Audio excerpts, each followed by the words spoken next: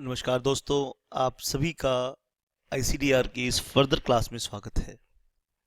आज की इस क्लास में रेगुलेशन 9 और रेगुलेशन 10 हम करेंगे। तो आज का हमारा टारगेट है रेगुलेशन 9 एंड रेगुलेशन 10। इससे पहले बच्चों रेगुलेशन 6 किया था, 7 किया था, 8 हम कर चुके हैं और आज बारी है रेगुलेशन 9 एंड रेगुलेशन 10 की। तो आप में से कुछ बच्चों के फीडबैक मिले, कुछ बच्चों ने बताया, कुछ बच्चों ने तारीफ भी की है लेक्चर्स की, कुछ बच्चों ने अपने डाउट्स भी पूछे हैं। तो मैं आप सबसे ये कहना चाहूँगा कि आपने बहुत अच्छे से सीखने हैं। मैक्सिमम बच्चों के डाउट्स थे, उन्हें ये नहीं पता कि रेड हरिंग प्रोस्पेक्टस क्या होता है और प्रोस्पेक्टस क्या होता है। तो आप ये मान के चलिए बेटा, 3 तरीके हैं शेल्फ प्रोस्पेक्टस। कुछ स्पेसिफिक इशूअर्स के लिए होता है शेल्फ प्रोस्पेक्टस, भाई जिनका काम ही इशू करना है, जिनका मेन कोर्स एक्शन ही, जिनका मेन धंधा ही लोगों से पैसे लेके एक से लेता है दूसरे को देता है। तो वो लोग रोज रोज प्रोस्पेक्टस इशू करेंगे तो इसी काम को करते रहेंगे और काम नहीं कर पाएंगे वो। तो उनके लिए एक शेल्फ प्रोस्पेक्टस यानी एक कॉमन प्रोस्पेक्टस इशू कर देते हैं वो, और उस प्रोस्पेक्टस के बिहाफ पर कई बारी इशू करते हैं, मल्टीपल इशू करते हैं। एक उसको अंडरलाई करके, उसको बेस बना के कई बारी शेयर इशू करते हैं, तो उसे शेल्फ प्रोस्पेक्टस कहते हैं। अच्छा, फिर हर बारी जो नई नई इंफॉर्मेशन जो चेंजेस होते हैं, जो नए नए चेंजेस होंगे हर बारी, वो उनके लिए जो नए चेंजेस होंगे, यानी जैसे लास्ट इशू किया था और अब जो इशू कर रहे हैं, तो लास्ट इशू में और अब के इशू में जो चेंजेस होंगे वो इंफॉर्मेशन मेमोरेंडम फाइल करते हैं। उसके लिए क्या करते हैं बेटा, इंफॉर्मेशन मेमोरेंडम। सुन लीजिए, शेल्फ प्रोस्पेक्टस करेंगे, ठीक है। Shelf prospectus common prospectus issue कर देंगे साल की शुरुआत में, और लास्ट प्रोस्पेक्टस में और इशू में अगर इन बिटवीन मान लो 4 महीने का गैप है और वहाँ पे कुछ चेंजेस हो गए हैं, तो उन चेंजेस को इंफॉर्मेशन मेमोरेंडम के द्वारा पूरा किया जाएगा। ठीक है, बात समझ में आई कि नहीं आई? एक होता है रेड हरिंग प्रोस्पेक्टस, जहाँ पे शेयर इशू प्राइस कोट नहीं किया जाता। अधूरा प्रोस्पेक्टस होता है, उसे रेड हरिंग प्रोस्पेक्टस कहते हैं।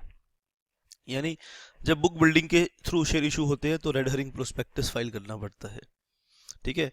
और बाद में प्राइस डिस्कवरी की जाती है। प्राइस डिस्कवरी कैसे की जाती है? इन्वेस्टर्स अपनी बिड लगाते हैं, वो बुक बिल्डिंग में हम डिस्कस करेंगे।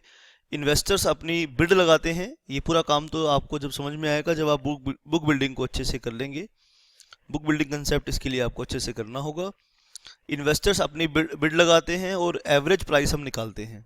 तो शुरू में जब प्रोस्पेक्टस इशू करते हैं तो हमारे को नहीं पता होता प्राइस कितना है, शेयर्स का प्राइस क्या आने वाला है, ये किसी को नहीं पता होता। ये बाद में प्राइस डिस्कवरी की जाती है। जो फिर बाद में प्राइस डिस्कवरी की जाती है, उसके लिए अलग से इंफॉर्मेशन फाइल की जाती है ना। तो रेड हरिंग प्रोस्पेक्टस वो प्रोस्पेक्टस जो बुक बिल्डिंग के टाइम पर इशू किया जाता है। और एक तीसरा फिर प्रोस्पेक्टस मतलब फिक्स्ड प्राइस इशू को बोलते हैं प्रोस्पेक्टस। फिक्स्ड प्राइस इशू जहाँ मतलब इशूअर अप फ्रंट बता रहा है आपको कि उसके शेयर का प्राइस ये है, तो उसको बोलते हैं फिक्स्ड प्राइस इशू। और फिक्स्ड प्राइस इशू के केस में आप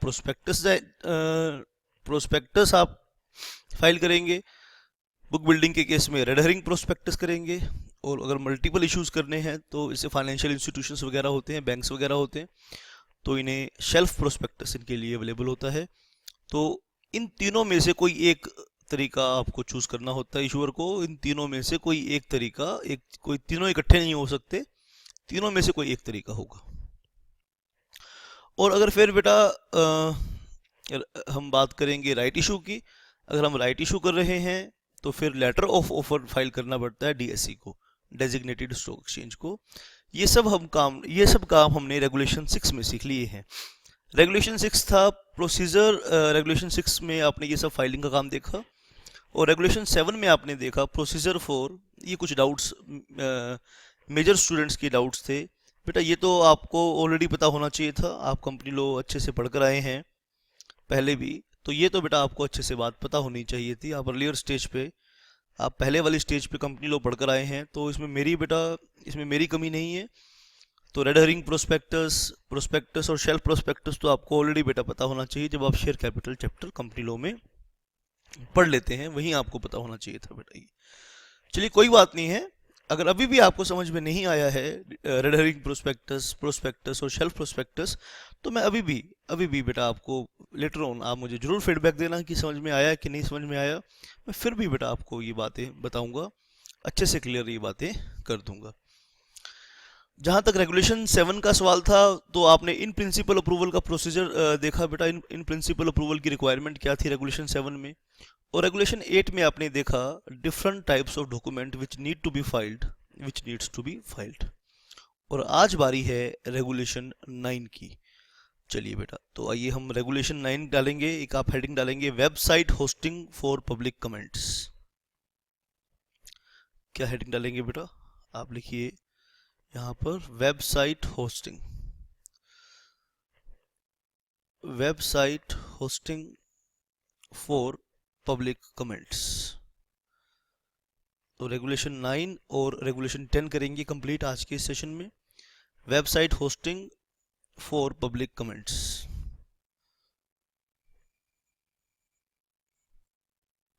for public comments.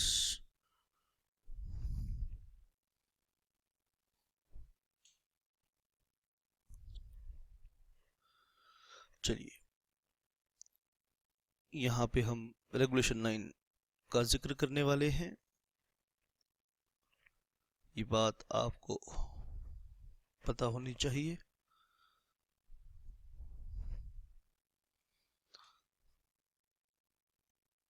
The draft offer document की बात कर रहे हैं। द ड्राफ्ट ऑफर डॉक्यूमेंट पहले सेबी को फाइल होता है, आप जानते हैं अच्छे से। Filed with the board, filed with the SEBI shall be made public, shall be made public।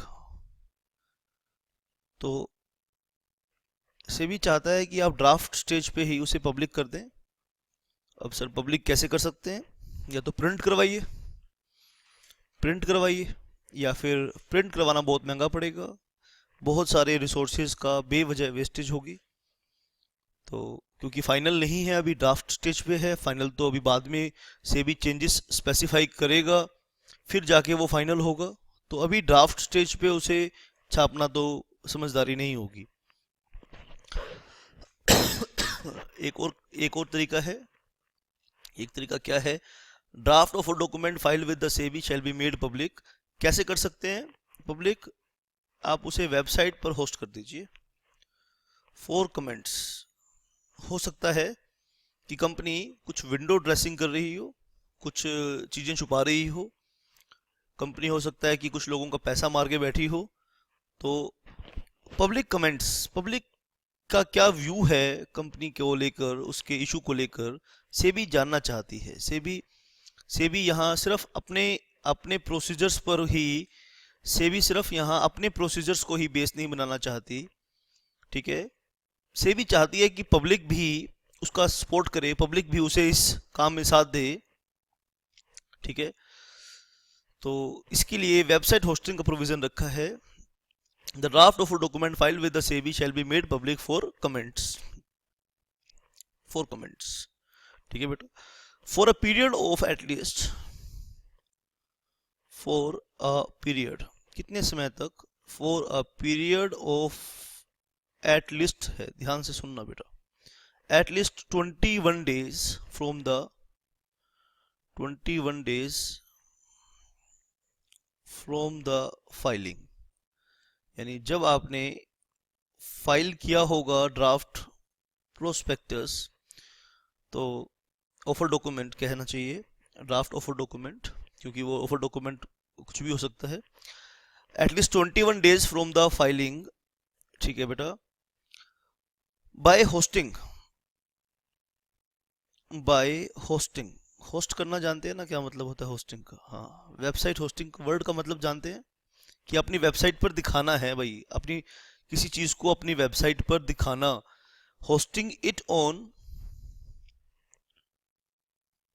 Hosting it on the website, it on the website. अब ये मत पूछना सर वेबसाइट क्या होता है, नहीं तो है ना तुम्हारी स्क्रीन से निकलकर तुम्हारी पिटाई हो जाएगी। हाँ, ये मत पूछना कमीनों कि वेबसाइट क्या होती है। एक जगह मुझसे पूछ ही लिया था किसी ने। From the filing by hosting it on the website for the period of the website, for the period of 21 days.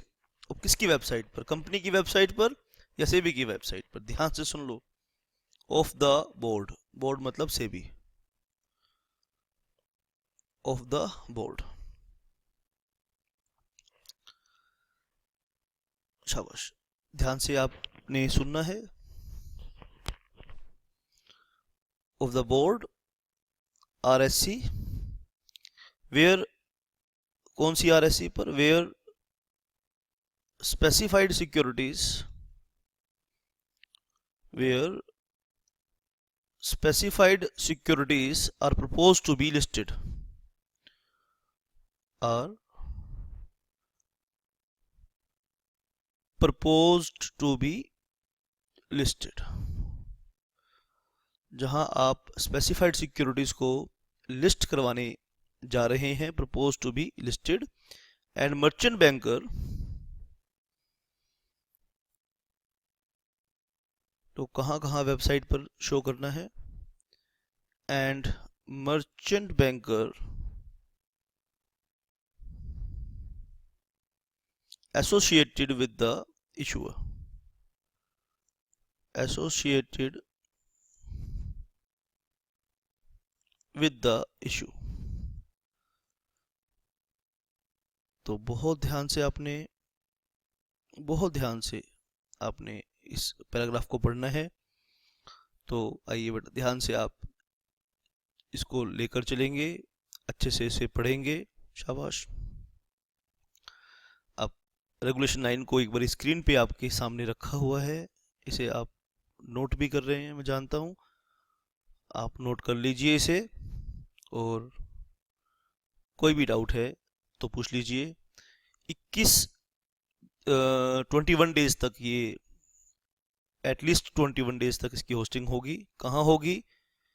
ठीक है बेटा। और 20 डेज कैसे काउंट करेंगे? From the filing, from the filing, जब आपने फाइल किया किसको? और ड्राफ्ट ऑफ डॉक्यूमेंट किसे फाइल होता है? सेबी को। By hosting it on the website of the board, board की वेबसाइट पर, आरएससी की वेबसाइट पर, और मर्चेंट बैंकर जो भी एसोसिएटेड है इशू के साथ, उसकी वेबसाइट पर होस्ट करना है। किसके लिए? पब्लिक कमेंट्स के लिए। तो पब्लिक कमेंट आएंगे बेटा, तो पब्लिक कमेंट्स आएंगे बेटा, शाबाश। तो उन पब्लिक कमेंट्स का करना क्या है? द लीड मर्चेंट बैंकर, आप सेबी की वेबसाइट पर जो सेबी कमेंट्स आएंगे वो तो सेबी को पता चल जाएंगे। लीड मर्चेंट बैंकर की ड्यूटी है shall, lead merchant banker shall after the review,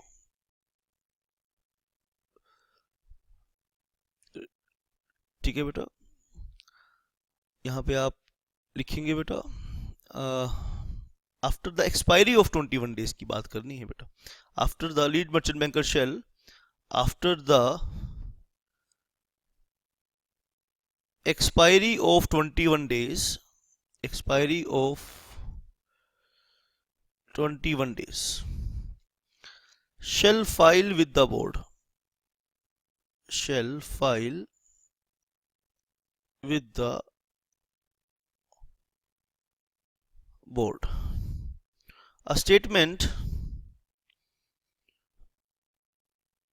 a statement 21 दिन के बाद, 21 दिन तक वो होस्ट रहेगा। shall file with the board a statement giving information, giving information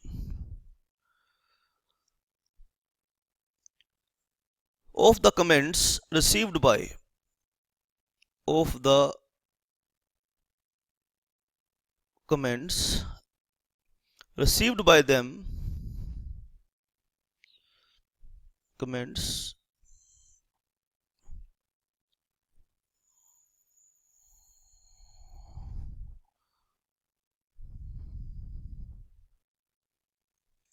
received by them। आप ध्यान से मेरी बात को बेटा यहाँ पे लिखेंगे कंटिन्यूएशन में, received by them, जो भी उन्हें कमेंट्स मिले हैं, ठीक है बेटा, और उन सभी कमेंट्स को एनालिसिस करना है और सेबी को इंफॉर्मेशन देनी है, ठीक है। किसे देनी है? लीड मर्चेंट बैंकर को देनी है, या फिर और द इशूअर, आगे नोट कीजिए, इशू करने वाला, और the issuer on the draft offer document,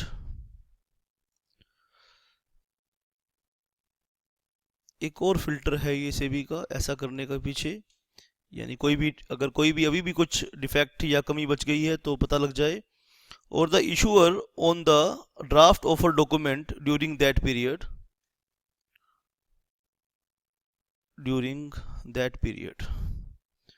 that period का मतलब वो 21 दिन जब वो वेबसाइट पर होस्टेड था। द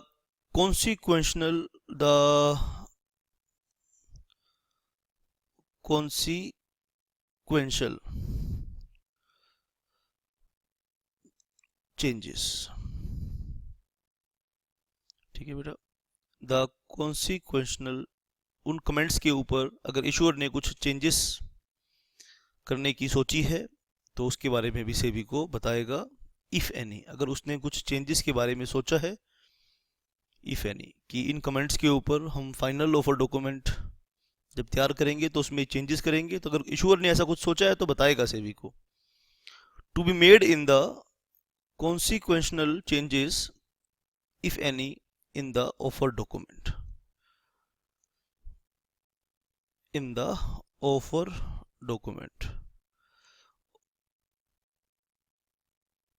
ठीक है। आइए एक बारी दोबारा से इसको हम रेगुलेशन 9 को करेंगे, और ये रेगुलेशन 9 बस इतना ही था बेटा। वेबसाइट होस्टिंग करवानी है, the draft offer document file with the board shall be made public for comments for a period of 21 days from the date of the such filing, by hosting it on the website of the board, RSC, where specified securities are listed, and merchant banker associated with the issue. फिर lead merchant banker shall expiry, ठीक है बेटा, the lead merchant banker shall after the expiry of 21 days shall file with the board a statement giving information of the comments, क्या क्या comment receive हुए उसकी information देगा lead merchant banker, कि उसकी वेबसाइट पर क्या कमेंट आए, मर्चेंट बैंकर की क्या कमेंट आए, और आरएससी की वेबसाइट पर क्या कमेंट आए, जो भी उससे कमेंट रिसीव हुए, और the issuer on the draft offer document during that period the consequential changes if any in the offer document। आप ध्यान से इस बात को नोट करेंगे बेटा। तो ये तो था, क्या था बेटा, रेगुलेशन 9 था ये, और इसके बाद हम करेंगे क्या, रेगुलेशन 10 करेंगे इसके बाद, और रेगुलेशन 10 के अंदर हम देखेंगे फास्ट ट्रैक इशू। रेगुलेशन 10 के अंदर हम क्या देखने वाले हैं, फास्ट ट्रैक इशू हम देखेंगे और समझने की कोशिश करेंगे कि what is the meaning of fast track issue. Fast track नाम से जाहिर है, फास्ट ट्रैक इशू मतलब जहां हम पूरा प्रोसीजर फॉलो नहीं करेंगे, हम एक शॉर्टकट से जाएंगे। ये इशू का एक लंबा प्रोसीजर जो हम डिस्कस कर रहे हैं, इसका एक शॉर्टकट भी है, शॉर्टर वर्जन भी है, लेकिन वो शॉर्टकट सभी के लिए अवेलेबल नहीं है, कुछ सिलेक्टेड लोगों के लिए ही वो शॉर्टकट है। और वो शॉर्टकट किस में दिया है, रेगुलेशन 10 में दिया है, और regulation 10 is about fast track issue. आइए रेगुलेशन 10 को इससे पहले हम शुरू करें। शाबाश, आप ध्यान से आपने यहाँ तक नोट कर लिया होगा, और आइए हम आगे अब इसी चीज को डिस्कस करते हैं। रेगुलेशन 10 हम फर्दर आज के सेशन में डिस्कस करने वाले हैं। तो फास्ट ट्रैक इशू के बारे में बात करेंगे बेटा। Fast track issue, fast track train सुनी होंगी आपने, फास्ट ट्रैक ट्रेन्स होती हैं, इशू भी फास्ट ट्रैक होता है। तो पहले सीखिए कि मीनिंग क्या है, what is fast track issue, इसका मीनिंग क्या है, फास्ट ट्रैक इशू का मीनिंग क्या है। शाबाश, आइए इसको हम समझते हैं। The issuer company, fast track issue का पहले आइए इसका मीनिंग हम डिस्कस करेंगे। The issuer company is not required under fast track issue the following activities, ये काम नहीं करने पड़ेंगे तो इन कामों में टाइम बचेगा। इन द फॉलोइंग एक्टिविटीज, भाई इन कामों में ईश्वर का टाइम बचेगा, लेकिन कुछ कंडीशंस हैं, ऐसे नहीं। फास्ट ट्रैक इशू आपको करने देंगे जब आप कुछ कंडीशंस को फॉलो करेंगे। कुछ काम नहीं करने पड़ेंगे, जैसे फॉर एग्जांपल क्या नहीं करना पड़ेगा। सबसे पहली बात, to file a draft of a document आपको फाइल नहीं करना पड़ेगा। इसके पीछे लॉजिक है ना, जब आप कंडीशंस समझेंगे तो लॉजिक समझ में आ जाएगा। अच्छा, इसलिए इसे ये काम नहीं करने पड़े थे। To file draft of a document, draft offer document, और ड्राफ्ट ऑफर डॉक्यूमेंट किसके पास जाता है, सेबी के पास जाता है। Draft offer document under regulation 6 आप करते हैं तो वो काम सारा टाइम बच गया आपका। ड्राफ्ट ऑफर डॉक्यूमेंट का आप जाएंगे, सेबी 30 दिन का टाइम लेगी, कमेंट डालेगी, फिर आप कमेंट को, सेबी के कमेंट को इनकॉर्पोरेट करोगे, तो वो सारा टाइम बच गया आपका। देखो, इसलिए से फास्ट ट्रैक इशू कह रहे हैं, ठीक है। To obtain in principle approval, आपको ये 7 का प्रोसीजर भी अडॉप्ट नहीं करना पड़ेगा। To obtain in principle approval, to obtain in principle approval आपको रेगुलेशन 7 भी फॉलो नहीं करना पड़ेगा। क्यों नहीं करना पड़ेगा, जब आप कंडीशंस सुनेंगे तो आप समझ जाएंगे 1 सेकंड के अंदर। अच्छा, इसीलिए रेगुलेशन 7 फॉलो नहीं किया था। लॉजिक के साथ समझ में आएगा बेटा, कोई ऐसे नहीं, ऐसे समझ में नहीं आएगा। फास्ट ट्रैक इशू कर सकता है बेटा issuer, subject to certain conditions, subject to certain conditions. Fast track issue कर सकता है issuer, but subject to certain conditions, कुछ कंडीशंस फॉलो करनी पड़ती हैं, इसीलिए फास्ट ट्रैक कर सकता है। और क्या नहीं करना पड़ता, ठीक है। To file specified documents, to file specified documents,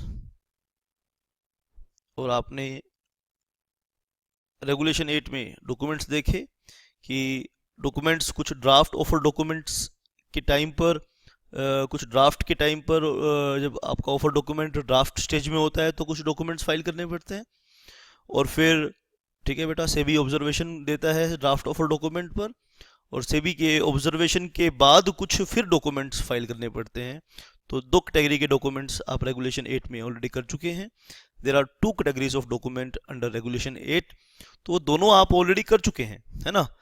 तो देखो, 6 नहीं करना पड़ेगा, 6 नहीं करना पड़ेगा, 7 रेगुलेशन फॉलो नहीं करना पड़ेगा, 8 नहीं फॉलो करना पड़ेगा, ठीक है बेटा। 6, 7, 8, और 6, 7, 8 नहीं किया, ठीक है बेटा, तो 9 वेबसाइट होस्टिंग से भी बच जाएंगे आप, है ना। तो रेगुलेशन 9 भी आपको, ठीक है, नहीं आपको मानना पड़ेगा। जब ड्राफ्ट ऑफर डॉक्यूमेंट के टाइम पर वेबसाइट होस्टिंग हो रही थी तो उसे भी नहीं करना पड़ेगा, ठीक है। और वेबसाइट होस्टिंग आप कर लीजिए बेटा, वेबसाइट होस्टिंग अंडर रेगुलेशन 9, ये भी आपको नहीं करना पड़ेगा। शाबाश बेटा। तो ये सारे प्रोसीजर से आप बच जाएंगे। जब आप इन सभी प्रोसीजर से आप बच जाएंगे तो आपके इशू को कहा जाएगा फास्ट ट्रैक इशू। आइए, फास्ट ट्रैक इशू के लिए हम पहले समझेंगे एक डायग्राम के ज़रिए फास्ट ट्रैक इशू क्या चीज़ है, एक पहले हम इसे एक कंसेप्ट बनाएंगे और फिर इसकी हम कंडीशंस नोट करेंगे। शाबाश बेटा। कुछ इसकी कंडीशंस भी हम नोट करेंगे। आइए अपनी इस नॉलेज को फर्दर आगे लेकर जाएंगे। फास्ट ट्रैक इशू, ठीक है बेटा। कंपनी है एक बेटा, एक क्या है, कंपनी है, और वो कंडीशंस पूरी करता है। एक कंपनी कंडीशंस पूरी कर देती है तो वो फास्ट ट्रैक इशू कर सकती है। तो company with conditions, company comply conditions, company comply conditions of regulation 10। तो फिर हम इसका डिस्कस करेंगे। अगर कंपनी कर दे तो फिर इसका हम डिस्कस करेंगे procedure of fast track issue, procedure of fast track issue.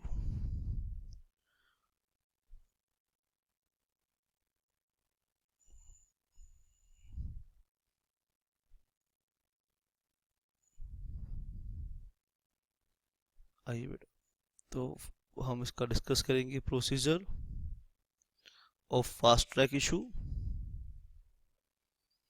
और यहाँ पे फिर लीड मर्चेंट बैंकर की कुछ ऑब्लिगेशंस बच जाएंगी, वो हम यहाँ डिस्कस करेंगे।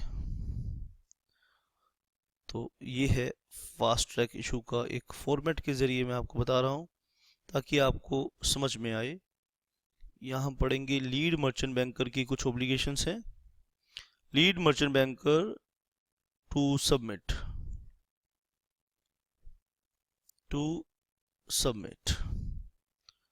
ठीक है। Lead merchant banker to submit, क्या क्या वो चीज़ें सबमिट करेगा, आइए वो हम सब चीज़ें यहाँ पर डिस्कस करेंगे।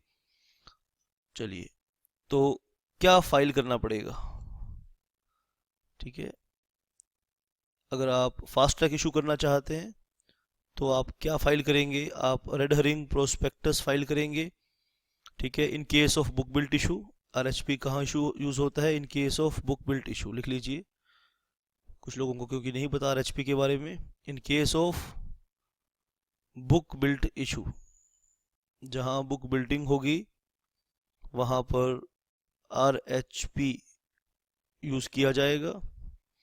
फाइल आरएचपी विद आरओसी, देखो आप डायरेक्ट यहाँ पे आरओसी को फाइल कर रहे हैं और उससे पहले रेगुलेशन 6 बच गए, सारे रेगुलेशन से आप बच गए, ठीक है। और क्या आप करेंगे, letter of offer with designated stock exchange, और ये काम कब करते हैं, in the case of right issue, for right issue लिख लीजिए, साथ में लिखना चाहते हैं फॉर राइट इशू। आप फाइल कीजिए आरएचपी, फाइल कीजिए आप लेटर ऑफ ऑफर। तो ऑफर डॉक्यूमेंट या जो भी आपका ऑफर डॉक्यूमेंट है, चाहे वो LOO है या वो आरएचपी है, ऑफर डॉक्यूमेंट, शाबाश ध्यान से सुनना, shall also be filed with SEBI, और सेबी के साथ भी जाएगा थ्रू, सेबी के पास कैसे जाएगा, थ्रू LMB जाएगा, लीड मर्चेंट बैंकर जाएगा। और लीड मर्चेंट बैंकर एक काम और करेगा, ध्यान से सुन लीजिए, lead merchant banker to file same to recognized stock exchange where the specified securities are proposed to be listed। RSC पूरी बात लिखिए, where the specified securities proposed to be listed, और जहां specified securities proposed to be listed है तो वहां पर भी ऑफर डॉक्यूमेंट फाइल होगा। यहाँ हम ड्राफ्ट नहीं बोल रहे, देखो हम सीधा ऑफर डॉक्यूमेंट बोल रहे हैं। और ये क्या है, procedure of fast track issue. ठीक है, क्या है बेटा, procedure of fast track issue है। और कंपनी को क्या करना पड़ेगा, लेकिन ये काम तभी कर पाएगी जब कंपनी, ये काम तभी कर पाएगी बेटा जब कंपनी रेगुलेशन 10 की कंडीशंस के साथ कंप्लाई करेगी। अगर रेगुलेशन 10 की कंडीशंस के साथ कंप्लाई नहीं किया, कंडीशंस कहाँ दी हैं, रेगुलेशन 10 के अंदर दी हैं, तो पहले आरएचपी फाइल करना है या लेटर ऑफ ऑफर फाइल करना है। और इसके साथ offer document shell also be filed with SEBI. Offer document shell also be filed with SEBI. यहाँ पे सेबी लिख लीजिए। Offer document shell also be filed with SEBI. मैं सेबी लिखना भूल गया भाई, आप लिख लीजिए। थ्रू लीड मर्चेंट बैंकर, और lead merchant banker shall to file the same to ROC where the specified securities are proposed to be listed। Lead merchant banker क्या काम करेगा, lead merchant banker ROC SEBI के पास भी फाइल करेगा, RSC के पास भी file करेगा। ठीक है, और शाबाश। और लीड मर्चेंट बैंकर कुछ और डॉक्यूमेंट्स भी सबमिट करेगा। ड्यू डिलीजेंस आप पूरा लिखेंगे, ड्यू डिलीजेंस सर्टिफिकेट भी करेगा बेटा। फॉर्म ए शेड्यूल 6 के अकॉर्डिंग, इसको मैं ऑलरेडी डिटेल में लिखवा चुका हूं आपको। ठीक है, एक तो ये करेगा बेटा, और एडिशनल कंफर्मेशन देगा बेटा। एडिशनल इंफॉर्मेशन या कंफर्मेशन देगा। एडिशनल कंफर्मेशन एलएमबी फाइल करेगा। कैसे करेगा, फॉर्म एफ शेड्यूल 6 के अकॉर्डिंग वो एडिशनल कंफर्मेशन प्रोवाइड कराएगा बेटा। अच्छा, और क्या करेगा एलएमबी, ठीक है बेटा, एलएमबी क्या करेगा, जहां कन्वर्टेबल शेयर्स इशू हो रहे हैं, due diligence certificate from debenture trustee in form B schedule 6। और ये कब फाइल होता है, डिबेंचर ट्रस्टी से जब कन्वर्टेबल डेब्ट इंस्ट्रूमेंट इशू किए जा रहे हों। ठीक है बेटा, जहां कन्वर्टेबल डेब्ट इंस्ट्रूमेंट इशू किए जा रहे हों, लीड मर्चेंट बैंकर सुन लीजिए ध्यान से, इन डॉक्यूमेंट्स के बारे में आप रेगुलेशन 8 के तो सारे डॉक्यूमेंट्स फाइल नहीं करने पड़ेंगे, लेकिन ये डॉक्यूमेंट्स फाइल करने पड़ेंगे। कौन कौन से, एक तो ड्यू डिलीजेंस सर्टिफिकेट, एक तो ड्यू डिलीजेंस सर्टिफिकेट फाइल करना पड़ेगा बेटा, आप ध्यान से इसे समझ लीजिए। एक तो ड्यू डिलीजेंस सर्टिफिकेट फाइल करना पड़ेगा, DDC due diligence certificate file करना पड़ेगा। सुन लीजिए ध्यान से भाई, लीड मर्चेंट बैंकर क्या फाइल करेगा, lead merchant banker to submit DDC form number A और शेड्यूल 6 के अकॉर्डिंग। एडिशनल कंफर्मेशन देगा फॉर्म एफ शेड्यूल 6 के अकॉर्डिंग, और एक due diligence certificate debenture trustee से लेगा फॉर्म बी के अंदर शेड्यूल 6, जहां कन्वर्टेबल डेब्ट इंस्ट्रूमेंट इशू किए जा रहे हैं। मैंने थोड़ा स्पेस की कमी की वजह से एब्रीविएशंस लिखा है, आप आइए एक बार मैं दोबारा से बता रहा हूं आपको डिटेल में, आप डिटेल में लिख लीजिए। थर्ड तो तीन स्टेजेस हैं इसकी। पहले कंपनी कुछ कंडीशंस कंप्लाई करेगी, सुन लीजिए भाई ध्यान से, 3 स्टेजेस हैं। पहली बात, कुछ कंडीशंस कंप्लाई करेगी, फिर फाइलिंग होगी, और फिर लीड मर्चेंट बैंकर ये डॉक्यूमेंट्स फाइल करेगा और आप फास्ट ट्रैक इशू कर सकते हैं। और जो भी फीस वगैरह पे होगी तो नीचे आप एक मार्जिनल नोट लिख लीजिए। फीसिस, जो भी फीस देनी पड़ेगी आपको एज पर शेड्यूल 4, जो सारी फीसिस जो देनी पड़ेंगी इशूअर को वो एज पर शेड्यूल 4 जैसे जैसे फीस आपको बोल रहा है वैसे वैसे आपको फीस देनी पड़ेगी। एग्जामिनेशन पॉइंट ऑफ व्यू से आपको लर्न करने की ज़रूरत नहीं है कि कितनी कितनी फीस कब कब देनी है।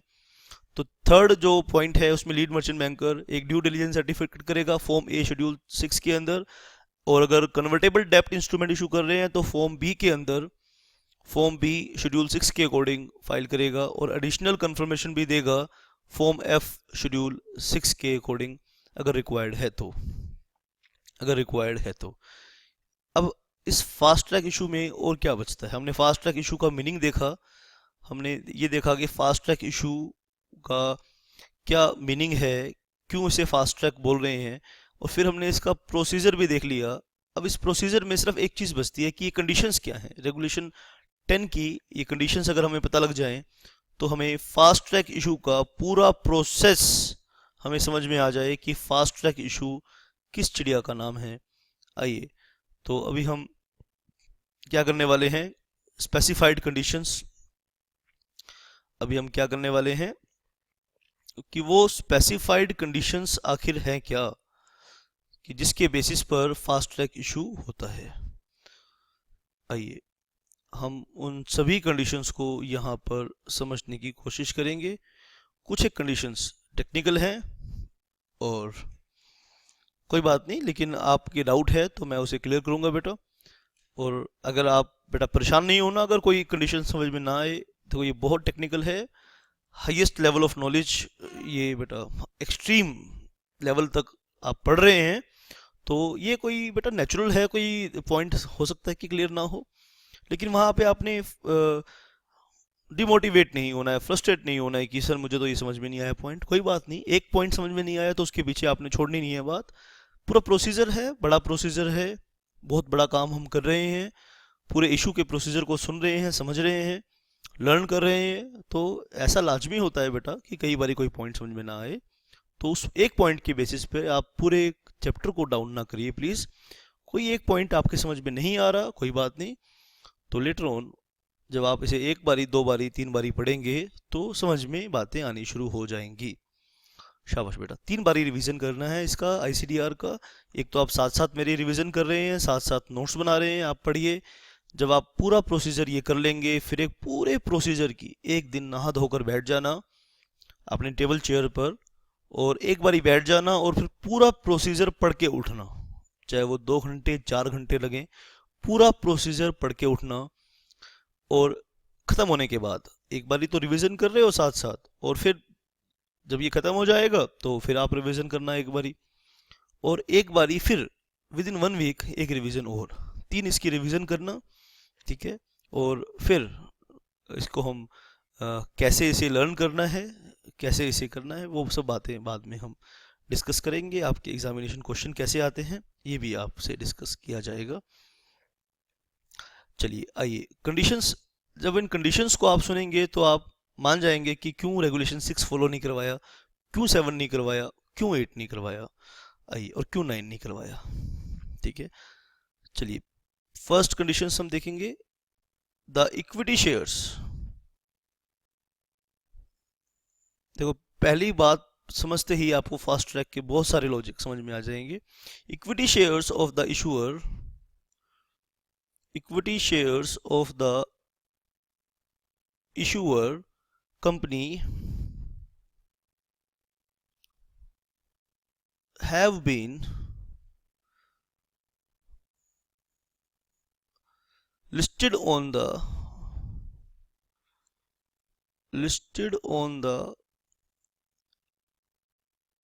recognized stock exchange। समझ गए बेटा?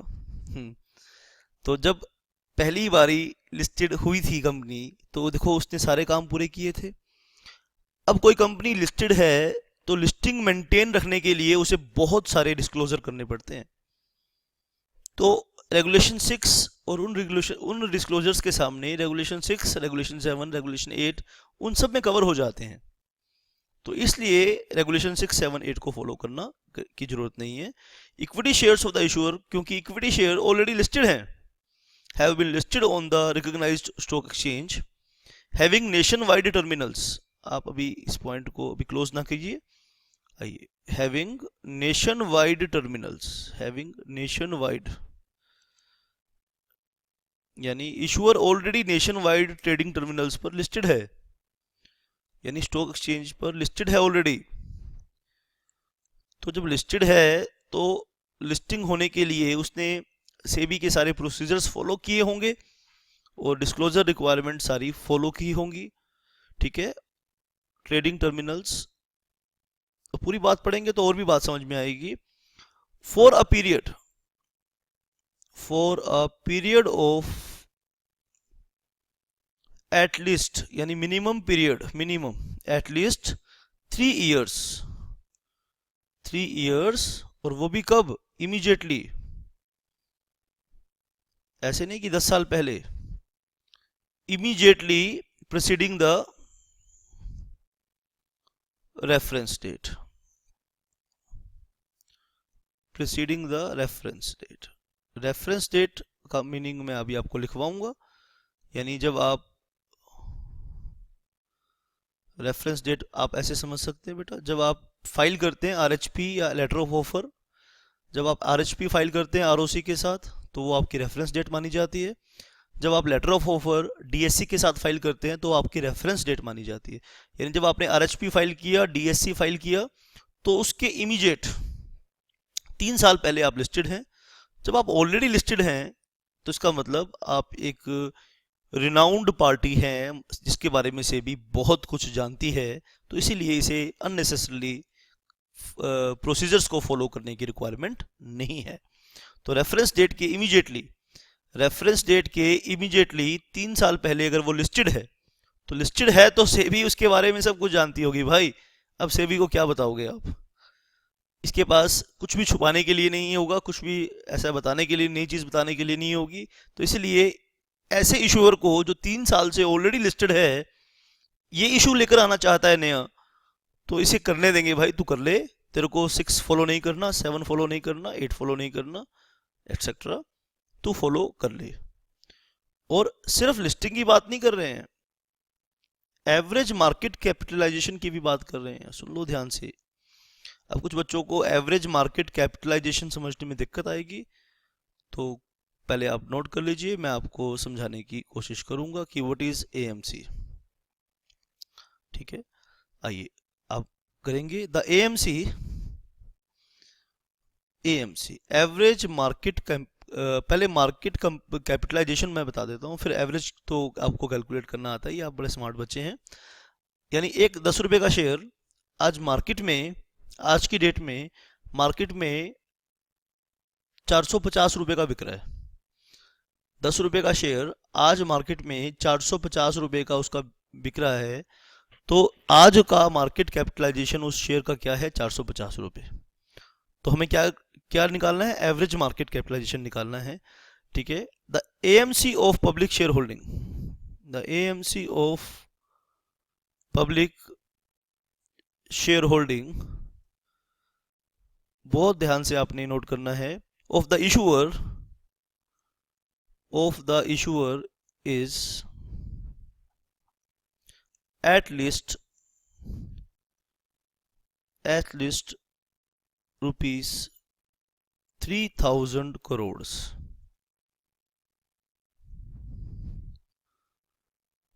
एवरेज मार्केट कैपिटलाइजेशन 3000 करोड़ होना चाहिए, तो जाके आप फास्ट ट्रैक इशू कर पाएंगे।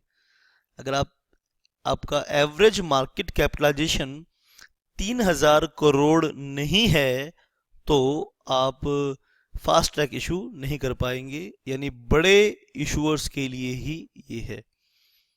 और बड़े इशूअर के लिए 3000 करोड़ मार्केट कैपिटलाइजेशन कोई बहुत बड़ी फिगर नहीं है। ठीक है, अच्छी फिगर है लेकिन इतनी बड़ी भी नहीं है।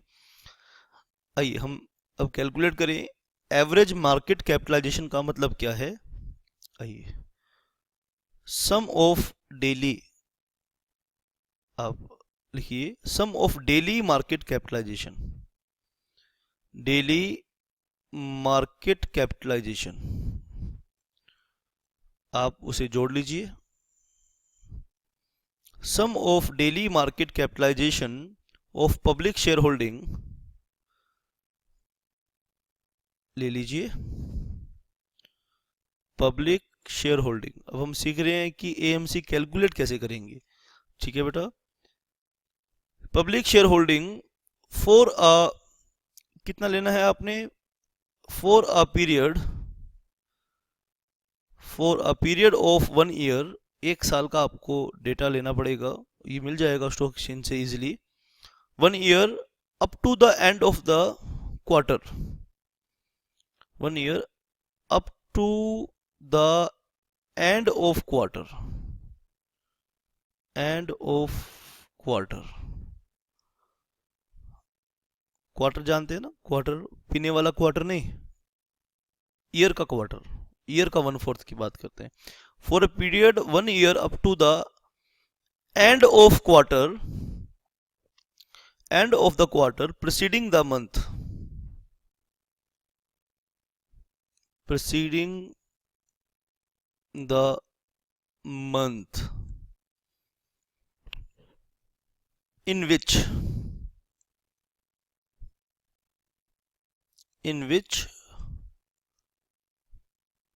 proposed, शाबाश ध्यान से सुनना बेटा, in which the proposed issue was approved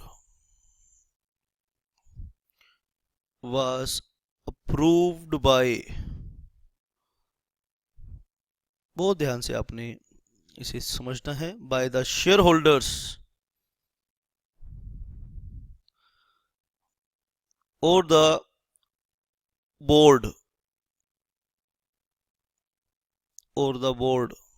ये पावर शेयर होल्डर के पास भी हो सकती थी फर्दर इशू करने की, या बोर्ड के पास भी हो सकती थी, board of the issuer,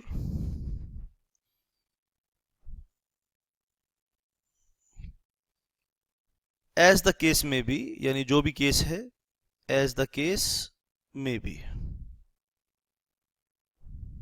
as the case may be, वो आप लेंगे, उसका सम लेंगे पूरे साल का, फिर इसे डिवाइड करेंगे बेटा, डिवाइडेड बाय, आगे लिखिए बेटा आप, डिवाइडेड बाय, मेरे पास पेज नहीं है, खत्म हो गया, divided by number of trading days, divided by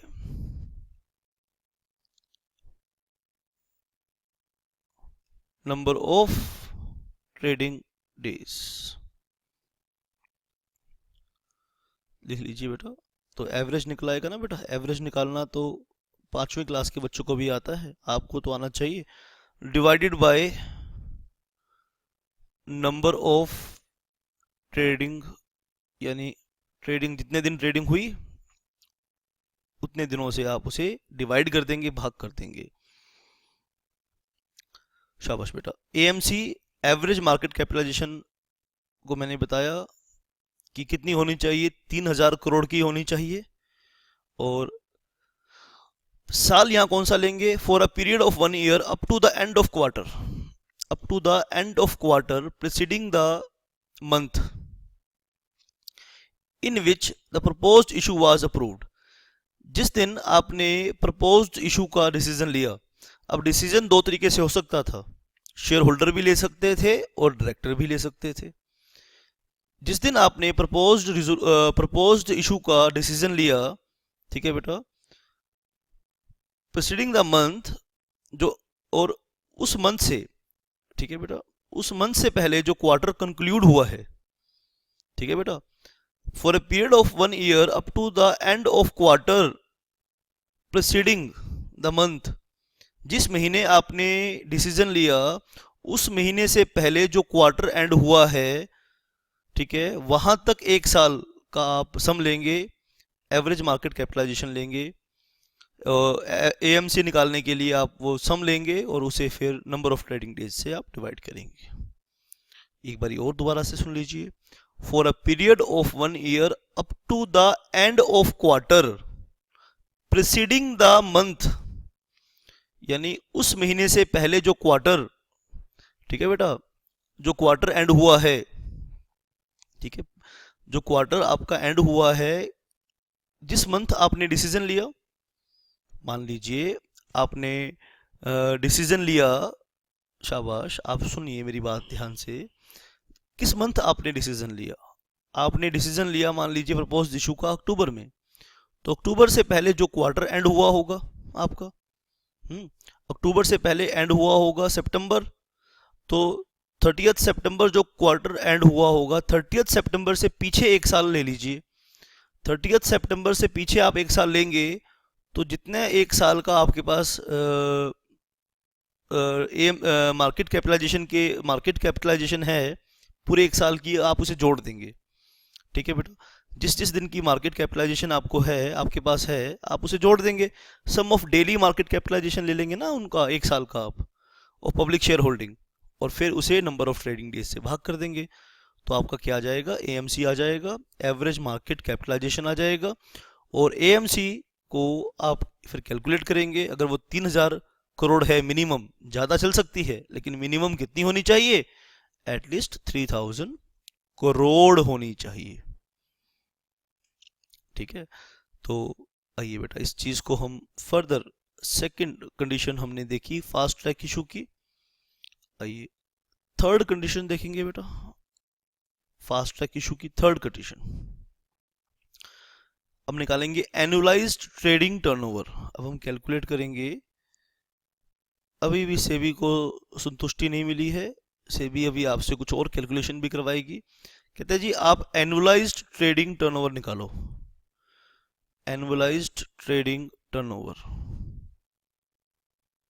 अच्छा जी, सिर्फ लिस्टेड ना हो, मार्केट कैपिटलाइजेशन भी उसकी नहीं, लेकिन ट्रेडिंग भी होती हो, यानी वो शेयर्स में ट्रांजैक्शंस भी होती हो। एनुअलाइज्ड ट्रेडिंग टर्नओवर, एटीटीओ बोलते हैं इसको शॉर्ट फॉर्म में, average annualised trading turnover, ATT turnover,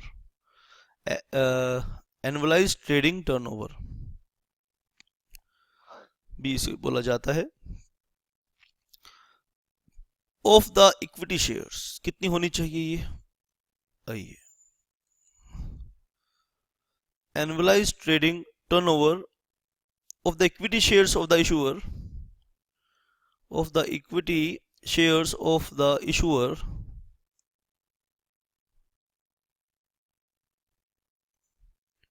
during 6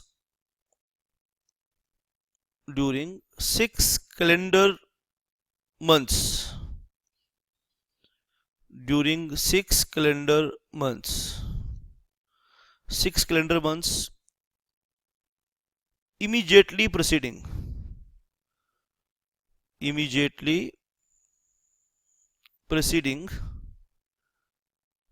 the month,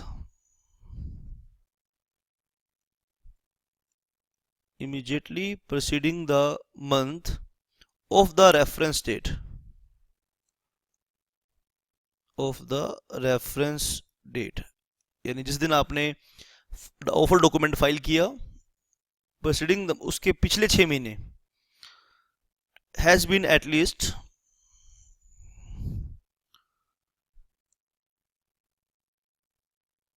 has been at least 2% of the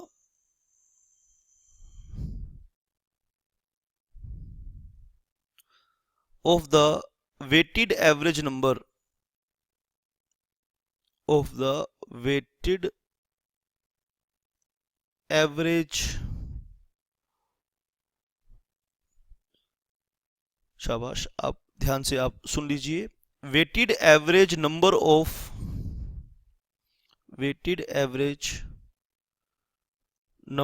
of equity shares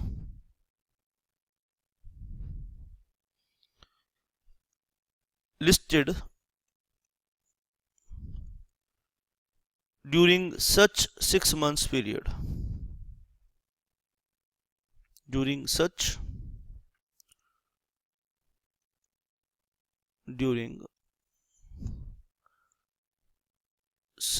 6 months period। शाबाश, आप ध्यान से मेरी बात को सुनना। तो 2% एटलीस्ट टर्नओवर आपकी होनी चाहिए। शाबाश बेटा। आइए कंडीशन नंबर हम थर्ड कर रहे हैं। एनुअलाइज्ड ट्रेडिंग टर्नओवर कैलकुलेट करने की हम बात कर रहे हैं।